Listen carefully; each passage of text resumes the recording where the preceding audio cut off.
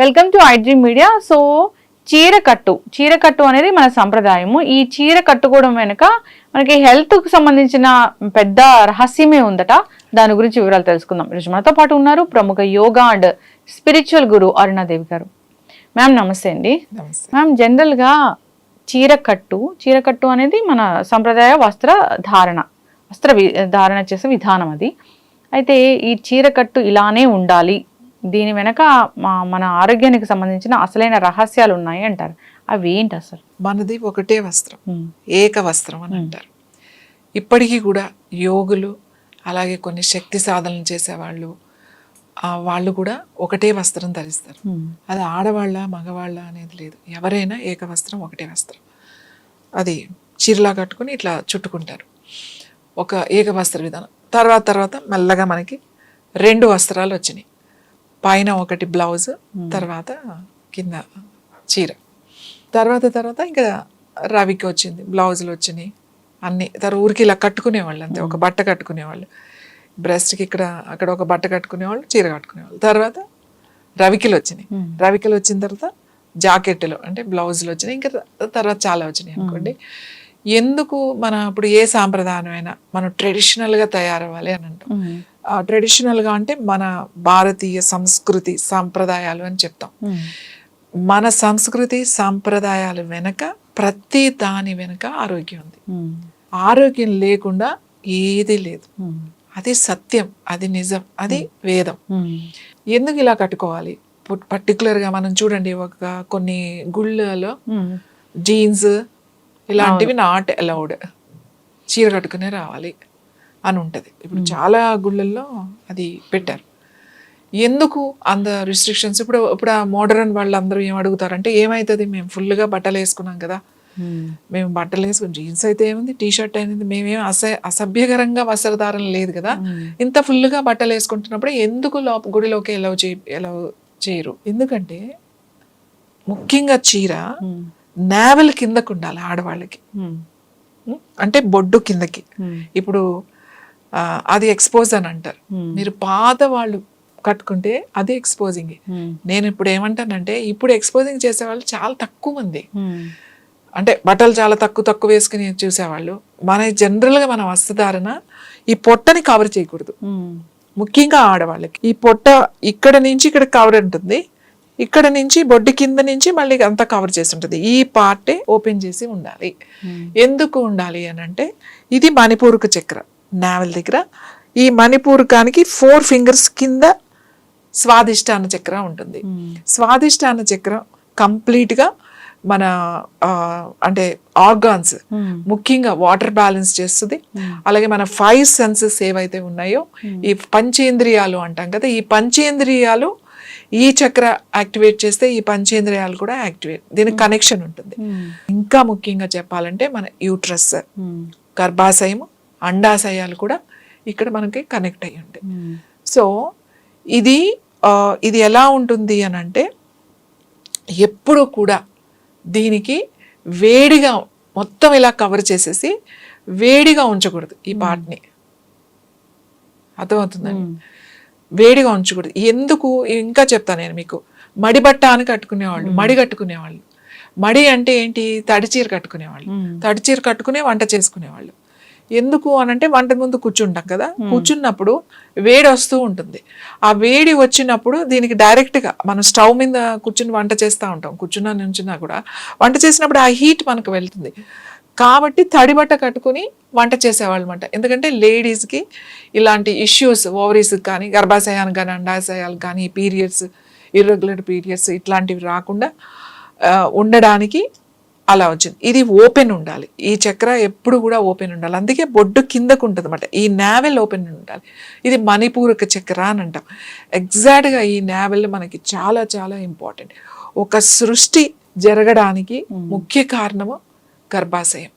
ఈ గర్భాశయానికి ఎప్పుడు కూడా ఎక్స్పోజ్ అవుతూ ఉండాలన్నమాట.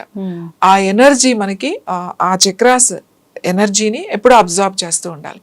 అందుకే మనకి లంగా ఓని వేసుకున్న, చీర కట్టినా కూడా ఈ 2 ఉన్నాయి మనకి. లంగా ఓని, ఇప్పుడు ఈ పంజాబీ డ్రెస్లని, చూడీదార్స్ అవన్నీ మనకి నార్త్ అక్కడి నుంచి వేరే దగ్గర నుంచి వచ్చినాయి, ఇవి మనకి లేవు. ఇవి అయితే ఈ నావెల్ ఓపెన్ చేసి ఉండాలి, అది ఒక రీజన్. ఇంకొకటి చాలా ఏంటి మంది అంటే, ఇంకా ఈ నావెల్ కింద చీర కడితే మీరు అన్నట్లు ఎక్స్పోజింగ్ అంటారు, ఇంకా రకరకాల కామెంట్స్ కూడా వినిపిస్తారు. అంతకు ముందు మీరు విలేజెస్ లోకి వెళ్తే ఒక హై స్కూల్ కానీ లేకపోతే ఒక కాలేజ్ కానీ అంతా లంగా ఓనీలతో కనపడేవాళ్ళు.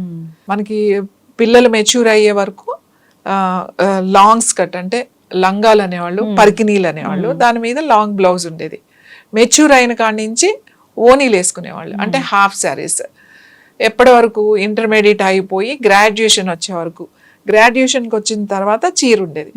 కొన్ని కాలేజెస్లో డిగ్రీలో ఇప్పుడు కాకదు 70s అట్లా చదువుకున్నప్పుడు 70 నుంచి 80s వచ్చిన తర్వాత తీసేశారు ఆ సిస్టమ్. కంపల్సరీ చీర కట్టుకోవాలి.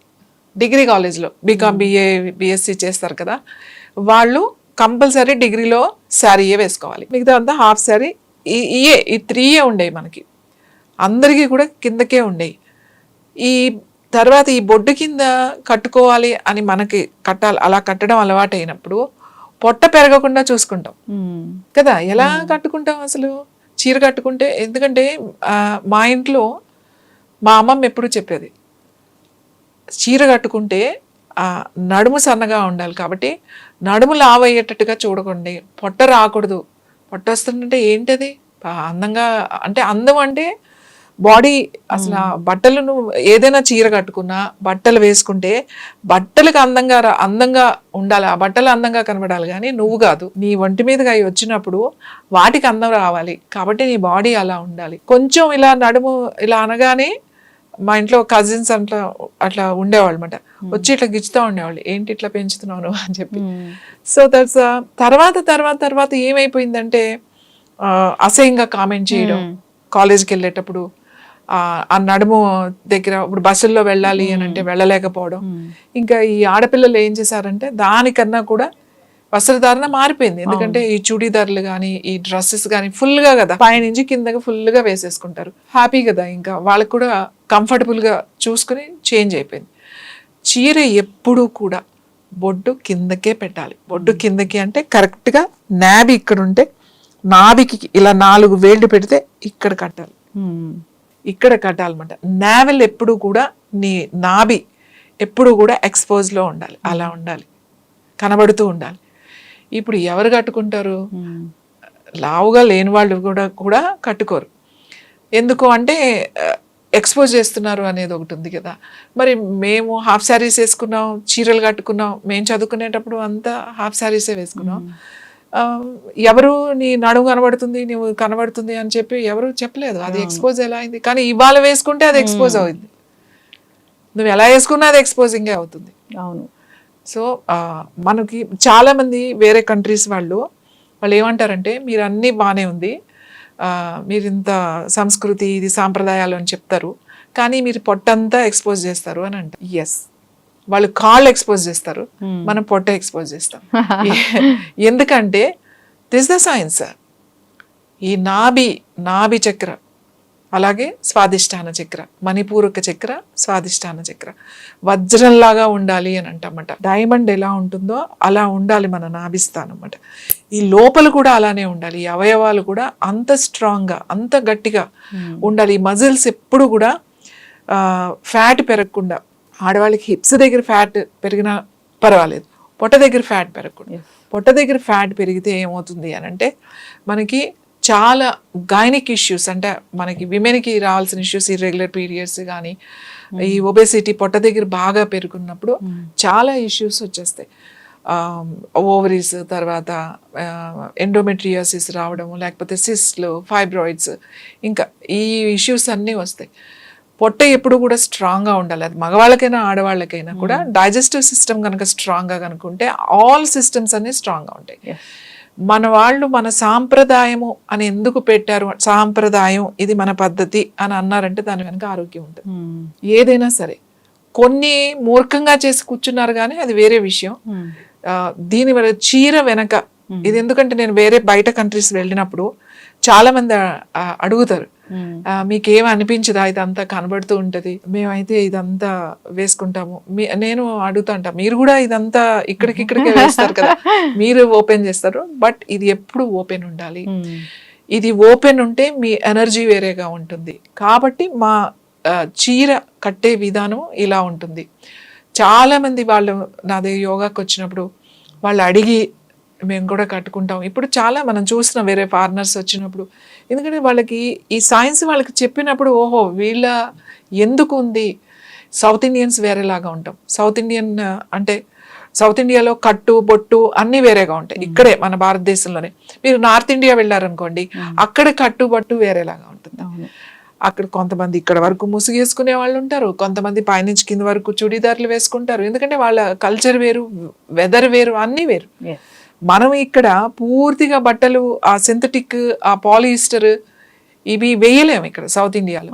సౌత్ ఇండియా ఇస్ ద ఎప్పుడు కాటన్ హ్యాండ్లూమ్స్. ఎందుకు ఇక్కడ ఇంత బాగా ఫేమస్ అంటే మన వాతావరణం అలాంటిది. మనకేం -డిగ్రీల్లోకి ఎప్పుడు వెళ్ళాం. మనం ఎప్పుడు ఆ హీట్, ఆ వేడి, ఆ టెంపరేచర్ ఎప్పుడు ఉంటుంది. కాబట్టి ఆడవాళ్ళు చీర నేనైతే చెప్తాను పొడ్డు కిందకే కట్టుకుంటారు. అదే సాంప్రదాయం, అదే ఆరోగ్యం. ఎస్, ఖచ్చితంగా మ్యామ్, చాలా చక్కగా చెప్పారు. మన సాంప్రదాయ వస్త్రధారణ ఏదైతే ఉందో దాని వెనుక ఆరోగ్య రహస్యాలు చాలానే ఉన్నాయి.